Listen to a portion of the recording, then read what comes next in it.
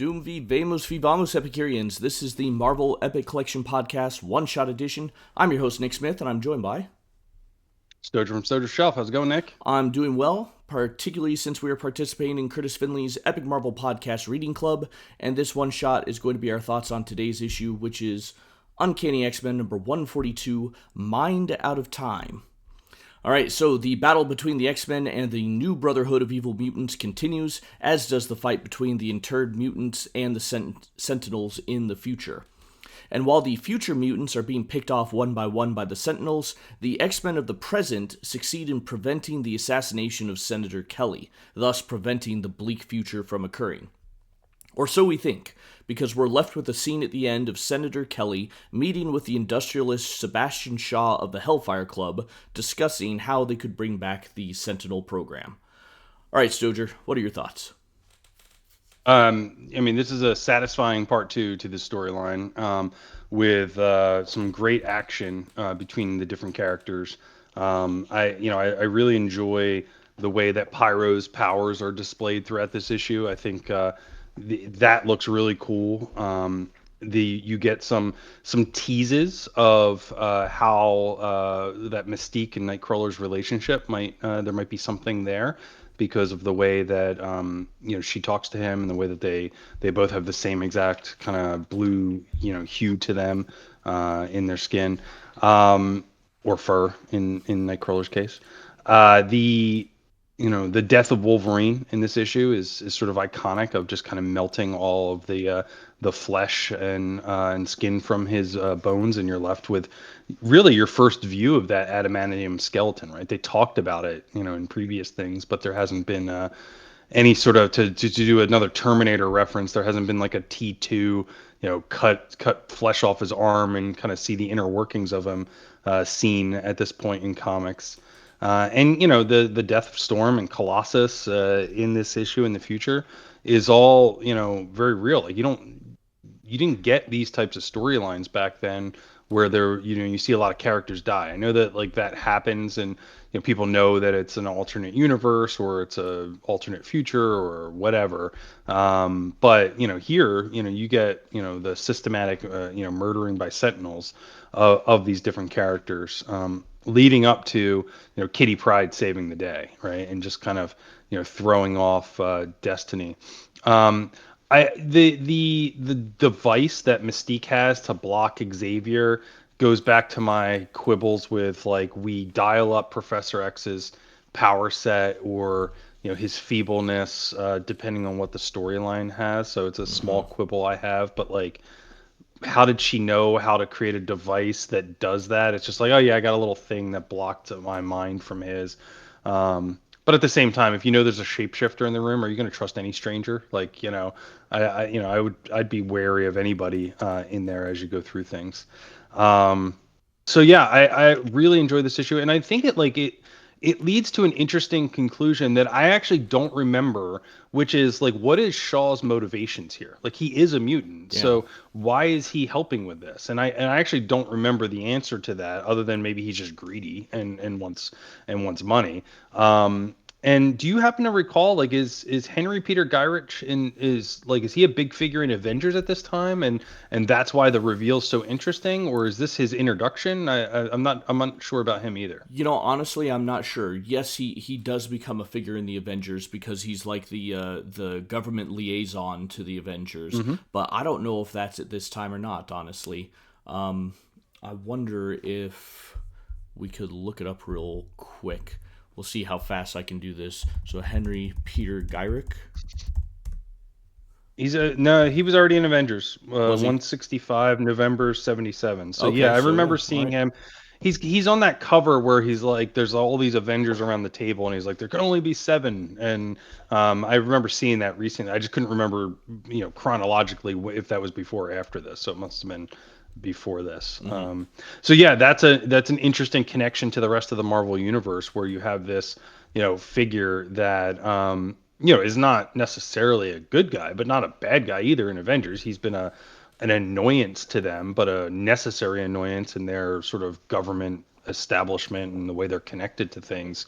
But now, I mean, he almost is set up. I mean, he's coming out of the shadows here as almost like a villain Hmm. in this storyline, or a villain for the X-Men at least.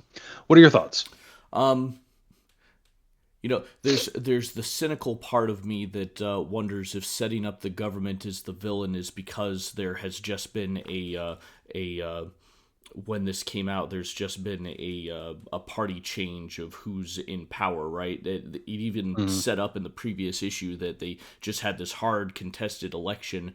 Are they actually referring to the election that brought Ronald Reagan into office, or are they just maybe that's on the mind and they're setting up you know Senator Kelly and what that was supposed to be. But I don't know. That's the cynical part of me that's thinking that this is political commentary. Um, for this issue, my personal thoughts, great solid wrap up to the story. There's a couple of things I was thinking about.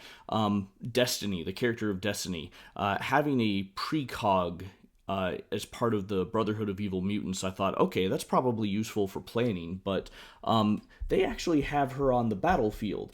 And before I actually saw it, I was thinking, what the heck is she doing in a costume? What is she doing out there fighting with everyone? She's blind, right? Or at least we're given that impression. What is she going to do? But of course, we get a great indication of what she can do when she tells Avalanche how to stop Nightcrawler when Nightcrawler's punching around and so forth. So, okay, I guess Byrne and Claremont proved that there was a reason for that. Um, Also, on page 322, I had that up here a second ago. Here we go. 322, panel 6 there. We get the first mention of Wolverine having a fast healing ability. At least I think this is the first explicit mention of what is we come to now know is his mutant power, right? We knew he had unbreakable bones, adamantium lace skeleton. I think that had always been what was been attributed to why he heals fast. But I think this now we see where it's narrowed down that this fast healing ability is what makes Wolverine a mutant, and this is what gets built on of why he ends up with adamantium laced bones. Right? He's the only person who could. Here we go, talking about that spoiler thing that we mentioned in the previous episode, right? But this is what explains why he can get his bones laced with adamantium, is he could actually survive the process because of his mutant power. But I don't think that had been established until this mention right here.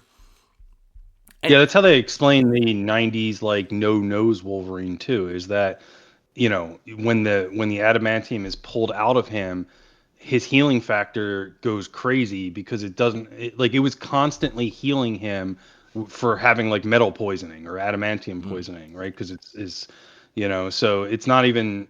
I mean, yes, it is the process, and that was a huge part of it, but it was also just the fact that he had this foreign substance in his body that his immune system is constantly fighting against. So it keeps his healing factor at a certain level. Once that was taken away, and in such a abrupt fashion with Magneto ripping it out, his healing factor goes crazy, and it's almost like an autoimmune disease at that point.